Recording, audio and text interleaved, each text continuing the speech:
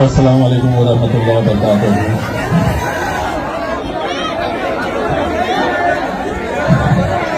दरियापुर के इस इजलास में मौजूद जनाब आनंदराज अंबेडकर साहब,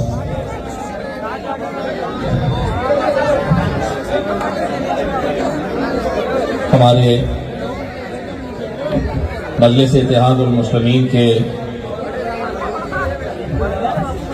जनाब नाजिम साहब, दरियापुर के तमाम जिम्मेदारान, यहाँ पर मौजूद बुजुर्गों, नौजवानों, साथियों, कल 11 बजे इंशाअल्लाह औरंगाबाद से मैं अपना उम्मीदवारी अर्ज दाखिल करने वाला हूं। मैं अपना फॉर्म मजलिस इत्तेहादुल मुस्लिमीन के नुमाइंदे की हैसियत से कल सुबह 11 बजे औरंगाबाद में मैं फॉर्म भरने वाला हूं।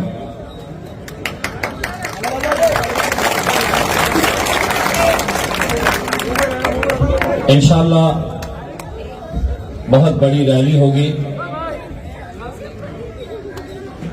उसके बावजूद भी अगर एक रात पहले मैं यहां पर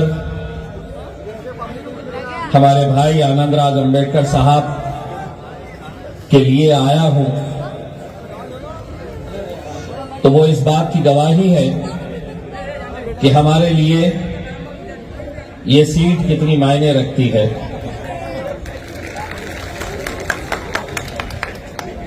वो इस बात की गवाही है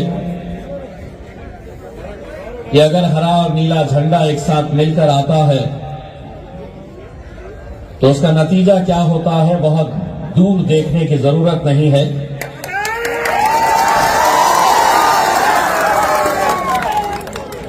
आपका बेटा, आपका भाई, आपका दोस्त इम्तियाज जलील अगर यहां पर खड़ा हुआ है तो सिर्फ और सिर्फ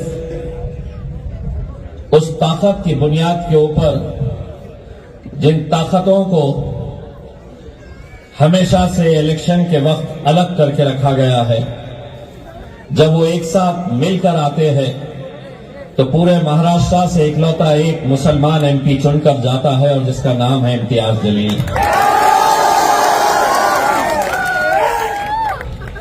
जिस शिद्दत के साथ, जिस पूरे लगन के साथ, पूरी ईमानदारी के साथ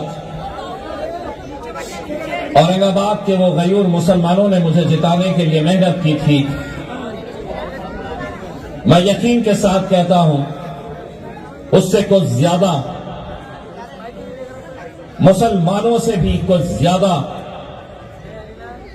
ईमानदारी, जुस्तजू और लगन के साथ मेरा अंबेडकरी समाज और मेरा दलित भाई मेरे साथ कांधे से कांधा लगाकर खड़ा हुआ था।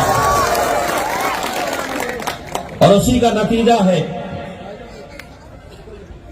कि आज मैं अकेला मुस्लिम आमदा एमपी सिर्फ महाराष्ट्र से नहीं हूं, इकलौता एक। मध्य प्रदेश के अंदर कितने मुस्लिम एमपी है तो 0। राजस्थान में कितने हैं तो 0। गुजरात में कितने हैं 0, 0। राजस्थान कितने हैं 0। गोवा में 0, दिल्ली में 0, झारखंड में 0। एक बात समझिए कि इलेक्शन अगर आया तो इम्तियाज जलील या आनंदराज अंबेडकर साहब वहां पर नहीं जाएंगे। तुम्हारा काम सिर्फ वोट देते रहना है, जाएगा कोई और जाकर बैठेगा। पिछले 70-75 सालों से यही किया जा रहा है। नतीजा क्या हो रहा है? अम्बेडकरी समाज की आबादी बढ़ रही, दलित समाज की आबादी बढ़ रही, मुसलमानों की भी आबादी बढ़ रही, लेकिन हर 5 साल के बाद आंकड़े उठाकर देखिए, तुम्हारी नुमाइंदगी हर 5 साल के बाद घटती जा रही है, कम होती जा रही है। इतने सालों तक हमने क्या किया? अरे गैरों की बारातों के अंदर नाचने का काम किया है हमने। वो दूल्हा बनकर आते घोड़ी पर चढ़कर और हम बारातियों का काम करते, घोड़ी के सामने नाचने का काम हम करते आए हैं। लेकिन अब ये समाज, हमारी कौम ये अच्छी तरह से समझ ले, पहले वो दूल्हे बनते थे, घोड़ी पे वो चढ़ते थे, बाराती वो हम बनते थे, अब घोड़ी पर हम चढ़ेंगे, दूल्हा हम बनेंगे, दूल्हा हम बनेंगे।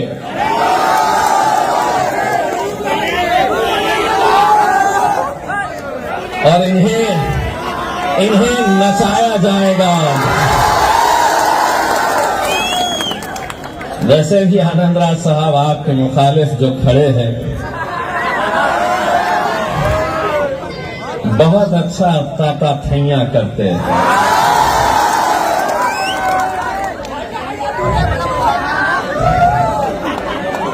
बहुत फड़फड़ा रही, बहुत फड़फड़ा रही, लेकिन उसे क्या पता था कि गलत लोगों के अगर मुंह लगेगी तो हम छोड़ने वालों में से नहीं। मैं उन कांग्रेसी गुलामियों की तरह नहीं हूं जो अपने आकाओं के हिसाब से चलते हैं। तूने मेरे कायद बैरिस्टर असदुद्दीन अवैसी को ललकारा है, जवाब तुझे देके रहूंगा। ये तो तेरी किस्मत थी अच्छी कि उस वक्त पार्लियामेंट के अंदर ना मैं था, ना असद साहब थे, वरना जो का तो हिसाब वहीं का वहीं किया जाता। हम वो नहीं है जिसे तू ये कहकर डरा सके कि मेरे साथ भारतीय जनता पार्टी है, मेरे साथ नरेंद्र मोदी है, मेरे साथ अमित शाह है।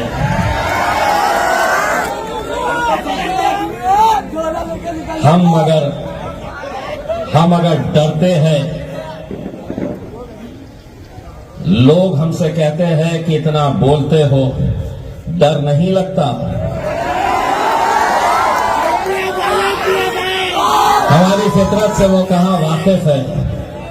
हम डरते हैं, यकीन मानिए हम डरते हैं, लेकिन तेरे जैसे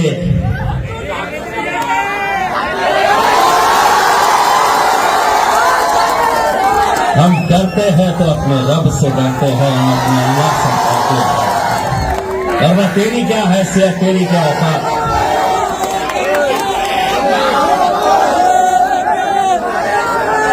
मैंने जरा सा अकोला के अंदर जवाब क्या दे दिया,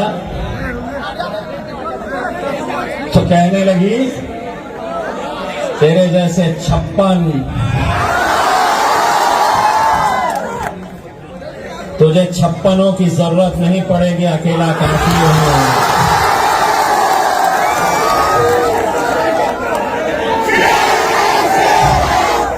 और एक बार अच्छी तरीके से सुन लो, जिस तरह से हमारे भाई आनंद राज साहब ने कहा है, बहुत ज्यादा तादाद की जरूरत नहीं पड़ती है, बहुत ज्यादा हमें इतने सारे एमपीज है तो हम बहुत ताकतवर है, हमारे पास 300 एमपीज है तो हम बड़े ताकतवर है। ये तो कितने हैं, तो ये तो सिर्फ 2 ही है एमपी। और इंशाअल्लाह हमारे साथ इस बार असद भाई की शेरवानी के साथ साथ इम्तियाज जलील के बीच में आनंद राज अंबेडकर साहब भी पार्लियामेंट की सीढ़ियां चढ़ेंगे। कहते हैं कि 2 है, हम 300 है, क्या कर लोगे? सुनना चाहोगे? जंगल में कुत्ते, बिल्ली, भेड़, बकरी, इनकी गिनती नहीं होती। शेर कितने हैं ये देखे जाते हैं।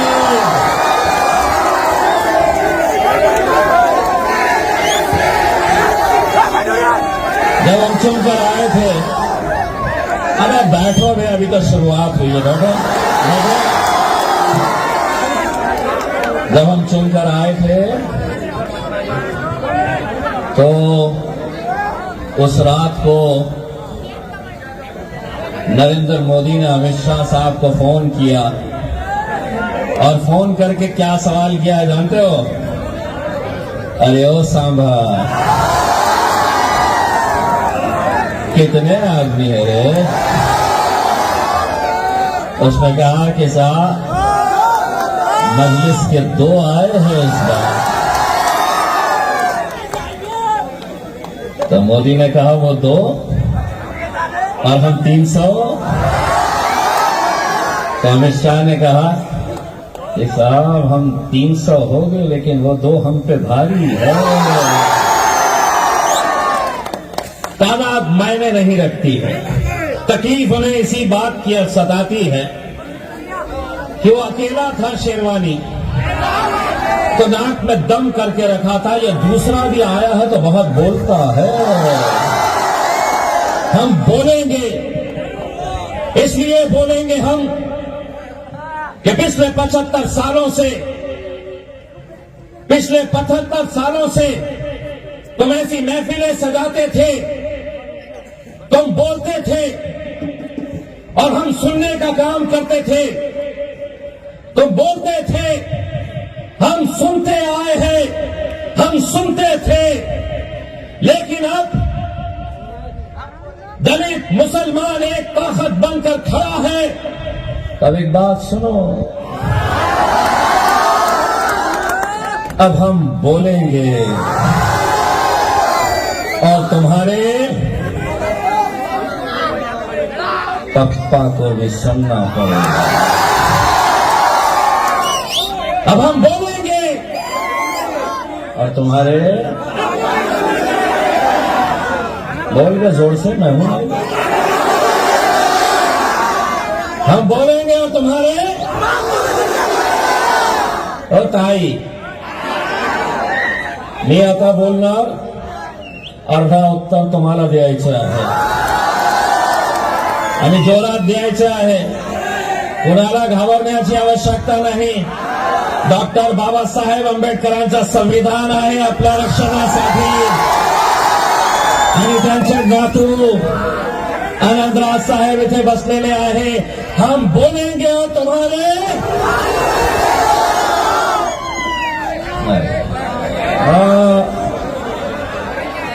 तुम्हाला काय बोलायचं आहे? तुम्हारे बाप को भी सुनना पड़ेगा। मी अर्धा बोलेल, तुम्ही अर्धा बोला। हे जे कॅमेरेवाले उभे आहे ते जातील नाहीतर पोलिसांकडे की याच्यावर तक्रार करा, आमचा बाप काढला। मी नाही काढणार, मी अर्धा बोलणार, अर्धा तुम्ही बोला। हम बोलेंगे और तुम्हारे, एक कैमरा उधर पलटाओ। हम बोलेंगे और तुम्हारे, आता माझ्यावर केस होणार का? घंटा होणार, बाबाजी का ठुल्ले होणार, सबूत नहीं। मैंने आधा बोला, आधा इन्होंने बोला, ना इनका कुछ होता ना मेरा कुछ होता। पहले बैठ गए, बैठ तब इलेक्शन की दिन कर देगा। अरे सारा जोश तुमको मौका दे रहा हूं ना, 26 तारीख के दिन जाना और ऐसा धप्पा धप। कहा गैस के सिलेंडर है, गैस के सिलेंडर को दबा मारना, यहाँ पे गैस के सिलेंडर को, वहां पे तो मैं ऐसी उड़ाने वाला हूं इनके होश ठिकाने आने वाले हैं। यहाँ पे तुमको इसको चलाना है। वहां पे मेरे पास पूरे के पूरे आ गए डाकुआ, पूरे डाकुआ एक साथ जमा हो गए, बोले इसको गिराना है, इसको गिराना है बोल के पूरे लगे हुए हैं, कैसा भी करके गिराना है करके आके बैठ जा रहे हैं, हिसाब कर रहे हैं। बोले देखो इतने ये है, उतने वो है, कैसा जीतता। मैं बोला मेरा हिसाब यहाँ पे नहीं होता है, मेरा हिसाब वहां होता है। वहां से याद है ना 2019 असर का वार, 5000 वोटों से पीछे चल रहा था। उस शिवसेना वाले मिठाइयां बांटना शुरू कर दिए, बोले अब हम निकल गए। मैं बोला थोड़ी देर रुको, तुमको सही में निकाल देता मैं। बाद में मुझसे पूछे भाजपा वालों ने, सेना वालों ने, 5000 से पीछे चल रहे थे असर में, तुम निकले कैसा? मैंने कहा फरिश्ते आए थे, जब सर सजदों में गिरे तो फरिश्ते आए थे, जो वोट तुम्हारा था मेरे हिस्से में आए थे।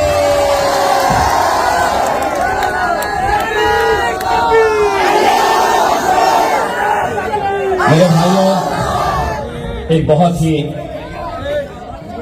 मुश्किल दौर से हम गुजर रहे हैं, एक बहुत ही मुश्किल वक्त आज हमारे आंखों के सामने हमें देखने को मिल रहा है। मैं आपको डराना नहीं चाहता हूं, मैं आपको खौफ में रखना नहीं चाहता हूं, लेकिन मैं आपको यकीनन ये बताना चाहता हूं कि 2024 का इलेक्शन में एक होती,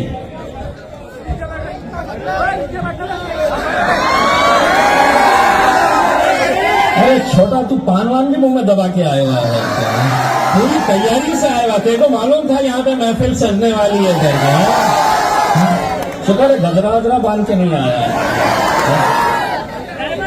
तो मेरा ये कहना है मेरे भाइयों कि जिस दौर से हम गुजर रहे हैं, आने वाला वक्त जो है 2024 के अंदर अगर कुछ समाजों को खास तौर से निशाना बनाया जाने वाला है, बहुत ही खास तौर से निशाना जिसको बनाया जाने वाला है, वो दो ही समाज है। एक हमारा दलित भाई अंबेडकरी समाज, और दूसरा जो है वो मुसलमान। हर तरह से इन्हें निशाने के ऊपर रखा जाने वाला है। ये मुल्क अगर 75 सालों से एक खूबसूरत गुलदस्ते की तरह अगर रहा है, तो इसलिए रहा है कि यहां पर हुकूमतें कितनी आई, वजीर आजम कितने आए, सरकारें कितनी आई, चली गई, लेकिन अगर मुल्क हमारा एक ताकत बनकर खड़ा रहा, अगर हमारा मुल्क तरक्की करा, अगर भाईचारगी का पैगाम अगर इस मुल्क के अंदर दिया, तो किसी हुक्मरान की वजह से नहीं, किसी हुकूमत की वजह से नहीं, किसी सरकार की वजह से नहीं, किसी पंत प्रधान, किसी वजीर आजम की वजह से नहीं। अगर ये मुल्क आज तक एक ताकत बनकर खड़ा रहा, तो वो सिर्फ और सिर्फ डॉक्टर बाबा साहब अम्बेडकर के संविधान की वजह से रहा है। और इनके कई नेताओं ने ये ऐलान कर दिया है कि 2024 आएगा तो हम इस मुल्क के संविधान को बदलने वाले हैं। और बदलने का मतलब यह है कि जितने भी हुकूक, जितने भी अधिकार उस संविधान ने आपको दिए हैं, वो तमाम संविधान के रास्ते आपको जो अधिकार दिया गया है वो सब हटा दिए जाएंगे। यूसीसी के नाम के ऊपर वो कहेंगे कि मेजॉरिटी हमारी है, माइनॉरिटी के अंदर तुम्हें तुम्हारी शिनाख्त सड़कों पर नहीं दिखा सकते हैं। इसका मतलब यह रहेगा कि हमारी खातून को, मुसलमान बच्चियों को नकाब पहनने से, बुर्का पहनने से रोका जाएगा कि यूसीसी का मतलब यह है यूनिफॉर्म सिविल कोड, समान नागरिक कायदा। तुम्हारी टोपी तुम्हारे सर से छीनी जाएगी। ये हो रहा है उत्तराखंड के अंदर, यूसीसी का कानून लाया गया, मदरसे बंद कर दो। मदरसे के अंदर तालीम हासिल करने वाले बच्चे जब तालीम हासिल करके निकल रहे हैं, इल्म हासिल करके निकल रहे हैं, तो आज अल्हम्दुलिल्लाह हमारी मस्जिदें आबाद है उनकी वजह से। मदरसे बंद कर दो, इनके सरों से टोपी हटा दो। हम जो तालीम देना चाह रहे हैं वो तालीम तुम्हें पढ़नी पड़ेगी। माइनॉरिटी के स्कूल्स, कॉलेजेस बंद कर दो। इन्होंने शुरुआत की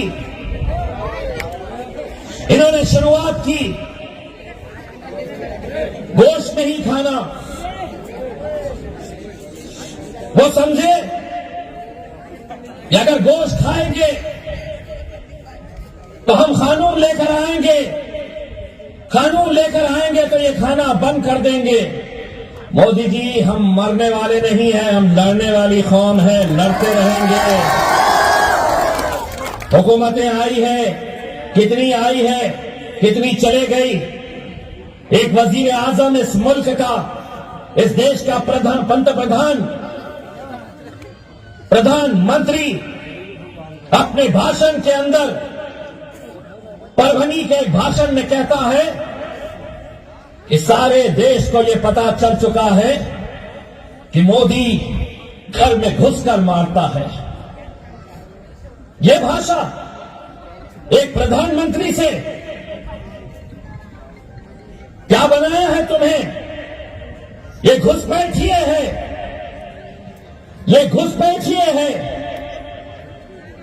मुझे आपको, इस मुल्क के मुसलमानों को कहा गया कि ये घुसपैठिए है करके।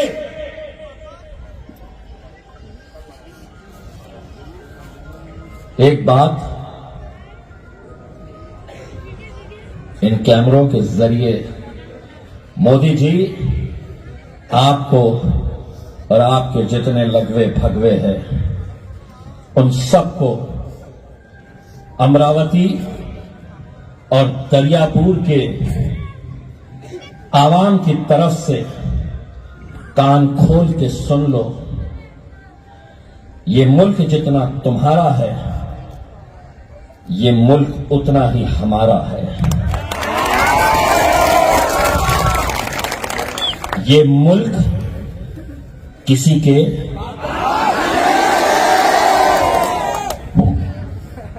आधा में केस बनता,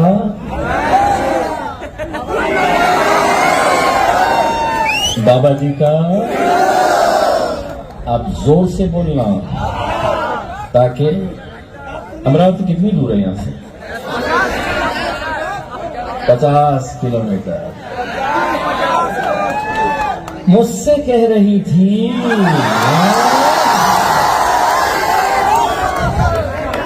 इस मुल्क में रहना है। अच्छा, तेरे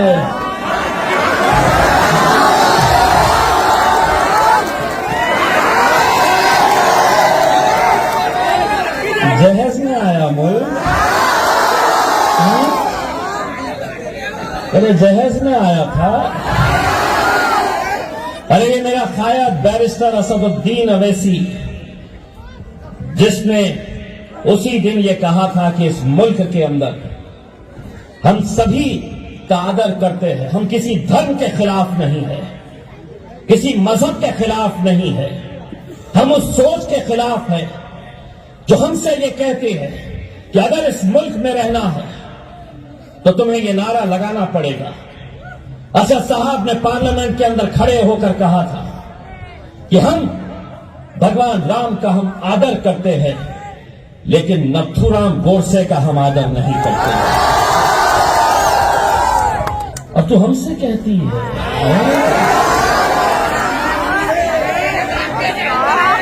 तेरा वो पप्पू कहता है कि इम्तियाज जलील और असदुद्दीन अवैसी की इंक्वायरी होनी चाहिए, उन्हें पाकिस्तान भेज देना चाहिए। और फिर बोला तो लेकिन मेरे को रह नहीं जा रहा है। आगा मैं बोलूंगा ये मुल्क तेरे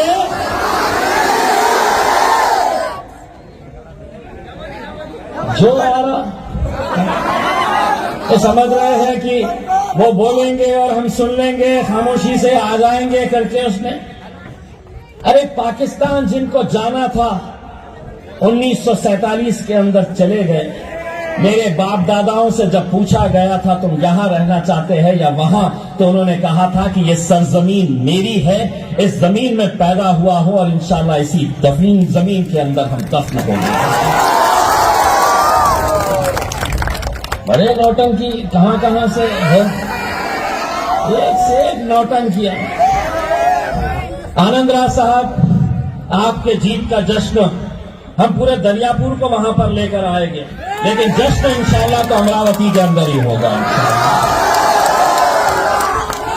जश्न इंशाल्लाह। अब एक बात कहता हूं, मुझे बताया गया, मैं भी आते आते असद साहब से बात कर रहा था। आनंदराज अंबेडकर साहब बाज़ाब्ता उन्होंने अपनी ख्वाहिश जाहिर की थी कि हम ये इलेक्शन यहां से लड़ना चाहते हैं। हमने 1 मिनट का वक्त नहीं लगाया है, गवाह है वो।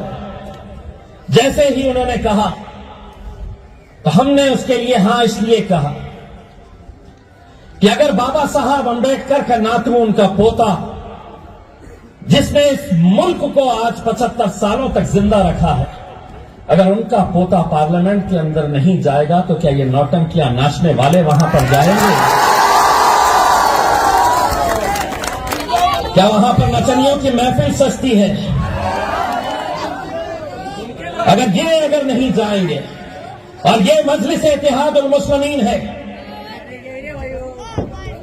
हमने ये फैसला किया कि अगर हम आनंदराज अंबेडकर साहब को अमरावती के अंदर साथ देंगे तो उनके भाई बाला साहब अंबेडकर के लिए भी हमने कहा कि अकोला के अंदर उनके लिए भी मदद करनी चाहिए, उनका भी साथ देना चाहिए। और यही नहीं, कोल्हापुर के छत्रपति शाहू महाराज जो आज इलेक्शन लड़ रहे हैं, हमारी पार्टी से कोई लेना देना नहीं, विरोधी पार्टी के अंदर है, विपक्ष के अंदर है, उद्धव ठाकरे साहब की सेना में है, अलग पार्टियों से उनका गठबंधन है।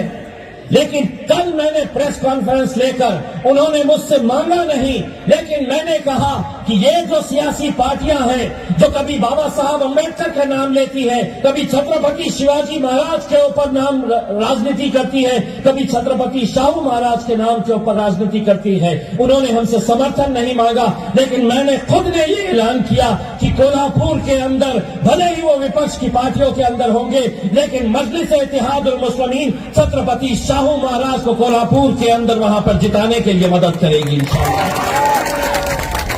और फिर हमारे ऊपर इल्जाम, यानी जातिवादी, कट्टर, यमायम बोले कि इनके तो हो जाते हैं। 3-4 महीने के बाद विधानसभा का इलेक्शन है, दरियापुर तैयार रहना।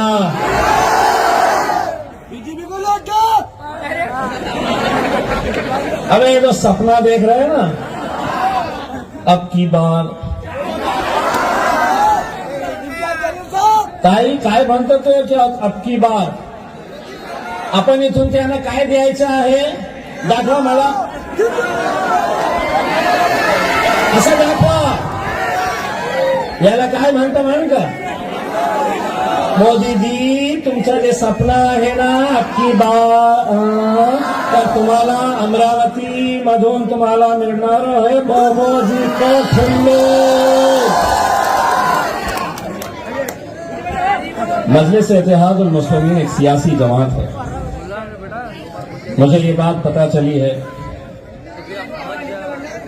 हम देखिए, हम उलमाए किराम का, मौलानाओं का, हमारे जितने भी मौजूद मौलाना है हम उनका बहुत एहतराम करते हैं, बहुत इज्जत करते हैं.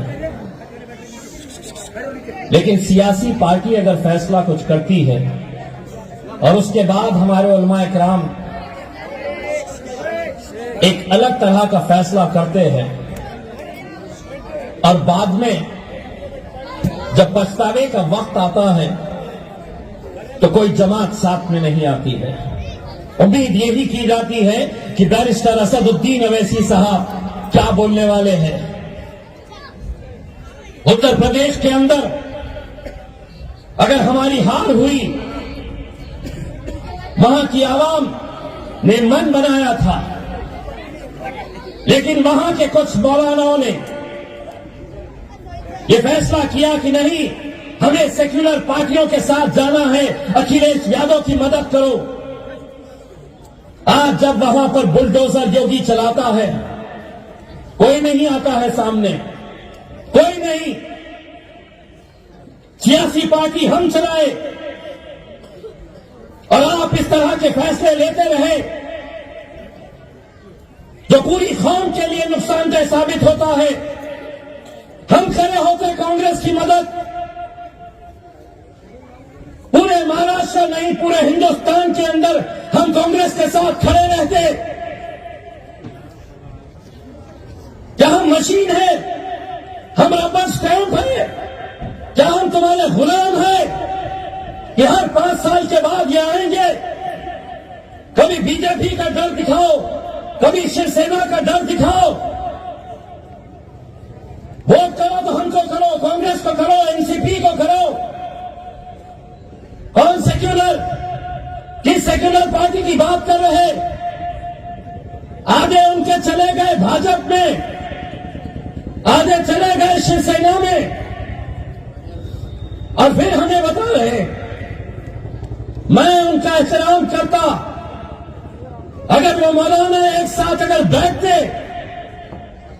और ये सवाल करते कांग्रेस के नेताओं से कि पूरे महाराष्ट्र के अंदर 48 लोकसभा की सीटें हैं, एक सीट एक नहीं देंगे, पूरे 48 महाराष्ट्र के अंदर क्या तुम्हें एक कॉन्स्टिट्यूएंसी नजर नहीं आती है कि जहां से तुम एक मुस्लिम नुमाइंदा लोकसभा के अंदर अपनी पार्टी की तरफ से भेज सको?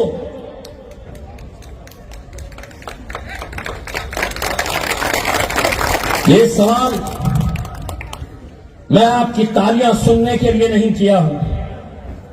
तकलीफ मुझे भी होती है जब मैं देखता हूं कि ऐसे कौम को कैसे गुमराह किया जाता है. अगर असद साहब ने यह फैसला लिया था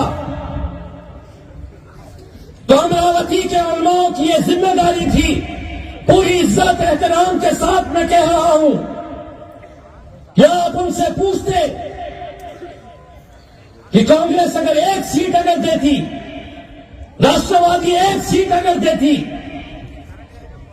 सब आ रहे, सब फेज के ऊपर बैठ रहे, खुश मुसलमान. शरद पवार आया, तुम्हारी सियासत क्या हो गई है? रमजान के अंदर इनको बुलाओ. तुम्हारे ही खान का दल्ला नेता खजूर खिला रहा है, फोटो खजूर खिलाता, टोपी पहना रहे. दूसरे दिन अखबार में फोटो छप के आ गई और खत्म तुम्हारी सियासत. वाह वाह, पवार साहब आके गए, कांग्रेस का नेता आके गया, अजीत दादा आके गए, खुश. क्या इसी के अंदर तुम्हारी सियासत रहेगी? क्या यहीं तक रहना है? अरे गैरों के गुलाम बन के? अरे हमसे जब कहा गया था कि ये इम्तियाज जलील क्यों खड़ा रह रहा है, ये इम्तियाज जलील इसलिए खड़ा रह रहा है कि इसके खड़े रहने से वोट बढ़ते हैं, यही इल्जाम लगता है ना। एमआईएम खड़ी है तो भाजपा को फायदा मिलता है। अरे जिस शहर से आप लोगों की दुआओं का नतीजा 20 साल से वहां का मुसलमानों के जहनों के अंदर यही बात डाली गई थी कि अगर तुमने कांग्रेस को वोट नहीं दिए, एनसीपी को वोट नहीं दिए तो शिवसेना जीत कर आ जाएगी। 20 साल से गुमराह किया जाता था। 20 साल से कौन जीत कर आ रहा? तो शिवसेना जीत कर आती। कौम किसको वोट डालती? तो बोलते हम कांग्रेस को, क्योंकि सेक्युलर पार्टी है, हमको जिंदा रहना है। तुम्हारे जहनों के अंदर ये मशीन चलाई गई थी। लेकिन जब हम उतरे मैदान में तो हमने कहा बेटा हटो साइड में। हमने कांग्रेस वालों को कहा कि बेटा तुम्हारे में वो हिम्मत नहीं है शिवसेना को कैसे हराया जाता है करके। हमने क्या किए? कुछ नहीं। हमने अपनी कौम के नौजवानों से ये कहा, एक ताकत बनकर खड़े तो रहो। हमने उनसे ये कहा कि अगर पहली बार 2014 में आमदारकी का इलेक्शन, एमएलए का इलेक्शन, मैंने उनसे कहा कि अगर इम्तियाज जलील 50,000 वोट लेकर अगर हार भी जाता है तो उस हार में भी हमारी जीत है, क्योंकि हमने 50,000 मुसलमानों को मुत्तहिद करने का काम किया है। हमने नौजवानों से कहा एक धक्का लगाओ रे।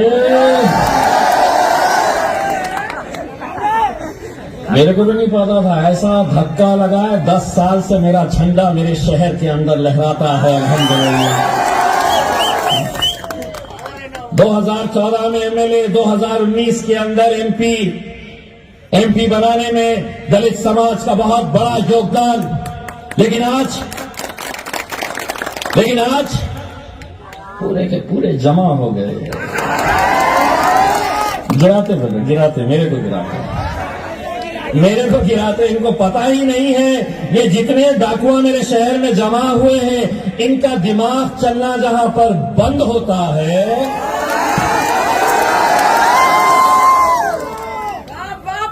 इस बात तो अपन जश्न के अंदर ही गाना लगा के खूब।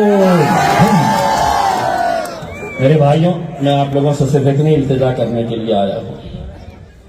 मैं दूसरे और भी जगह के ऊपर जाना चाहता था आनंद राज अम्बेडकर साहब के जलसे को मुखातिब करने के लिए, लेकिन मजबूरी है मेरी कि इलेक्शन में मैं भी खड़ा हुआ हूं।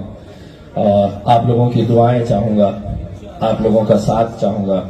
मुझे यकीन है कि जो खुशियां 2019 के अंदर आप लोगों ने देखी थी कि आपका एक एमपी चुनकर आया है, इंशाअल्लाह 2024 के अंदर भी वो दोबारा खुशियां हम सबको नसीब होगी। हम यही दुआ करते हैं।